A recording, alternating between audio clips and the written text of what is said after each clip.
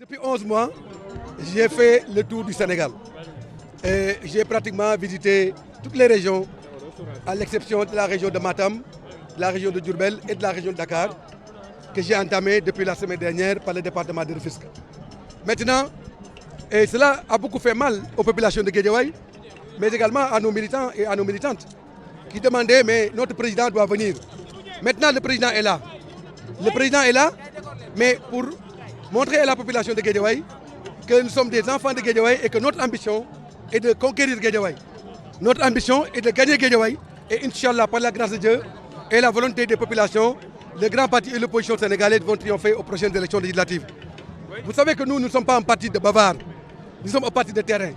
Nous ne sommes pas là aussi pour des querelles byzantines. Notre engagement pour le Sénégal, notre engagement pour les populations en détresse, notre engagement pour les populations en difficulté, notre engagement pour les populations qui souffrent, notre engagement pour la jeunesse qui ploie sous le joug du chômage endémique, notre engagement par rapport à notre population ne mérite pas qu'on se mette à polémiquer et à tirer à Huyadia sur des sujets inutiles. Ce qui demeure constant, le grand parti restera fort, le grand parti restera déterminé pour défendre les populations de Guédiawaye et pour triompher, pour qu'enfin nous puissions avoir à Guédiawaye des députés qui vont défendre la cause de nos populations à l'Assemblée nationale. Vous savez parfaitement que nous n'avons pas la possibilité et nous, notre croyance démocratique, notre croyance à l'expression du jeu démocratique mérite plus d'égards et nous ne pouvons pas nous permettre, nous, de faire des transferts d'électeurs. Si nous devons gagner les élections, nous devons les gagner avec les populations de Guédiawaye.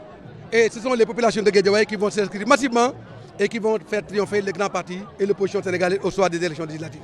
Maintenant, vous savez, moi je ne suis pas là pour faire des accusations et des contre-accusations.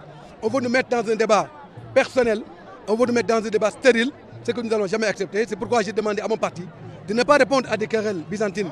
Ce que nous devons faire, c'est prouver à nos populations notre engagement à leur côté, notre détermination à leur côté, mais également parce que nous avons un programme Suxali Sénégal à même de permettre au Sénégal de se mettre dans la voie du développement économique et social tel que réclamé par les populations. Je ne parle de personne. Ce qui demeure constant, les populations de Guédiawaye veulent retrouver dans leur engagement et leur détermination leurs enfants dans les fauteuils et de maires, également des députés à l'Assemblée nationale. Donc nous allons tout faire, bien évidemment, pour récupérer la mairie de Guédiawaye et nous allons tout faire aussi pour qu'au soir des élections législatives, pour que des enfants de Guédiawaye puissent triompher, mais également puissent siéger à l'Assemblée nationale. Moi, je n'ai pas le temps pour répondre à qui que ce soit. Nous avons une ambition pour le Sénégal. Nous avons un engagement pour notre pays et nous allons mettre tout en exergue, toute notre énergie, toute notre détermination, ensemble avec la jeunesse de Guédiawaye, ensemble avec les femmes, pour faire en sorte que Guédiawaye puisse triompher. Et pour que Guédiawaye triomphe, il faut que les enfants de Guédiawaye puissent gagner. Vous savez, moi, je suis contre la transhumance, mais chacun est libre de transhumer. Mais il faut quand même que les gens qui veulent partir arrêtent de s'affubuler de titres.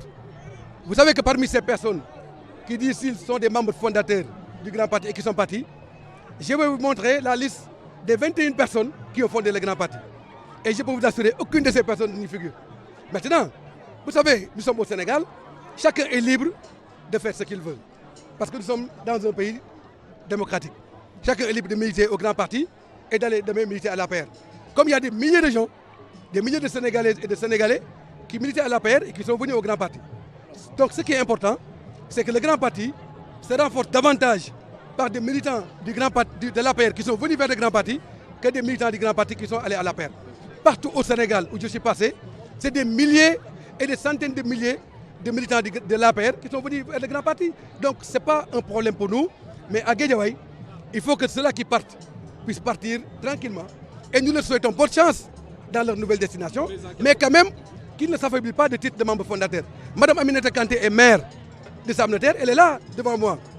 Elle est membre fondatrice du grand parti et elle est là. Et je peux vous assurer que les 21 membres fondateurs du grand parti, dont 5 sont de Guédiawaye, vont rester avec l'ensemble des autres membres du comité directeur original du grand parti jusqu'au triomphe, c'est-à-dire jusqu'à la victoire finale, c'est-à-dire jusqu'à la conquête du palais de la République au soir du mois de janvier 2019. Vous savez que j'ai manifesté à mon grand frère et ami, le maire Khalifa Sall, toute ma solidarité et je continuerai à manifester à Khalifa Sall toute ma solidarité, mais également ma détermination à le défendre, puisque Khalifa est un grand patriote et je crois que sa place n'est pas dans les tribunaux, mais sa place est à côté des populations du département de Dakar et de la ville de Dakar qui l'ont massivement élu pour qu'enfin Khalifa puisse réaliser son ambitieux programme pour sa ville qui lui est si chère. Vous savez bien qu'aujourd'hui, la justice est utilisée à beaucoup de fins.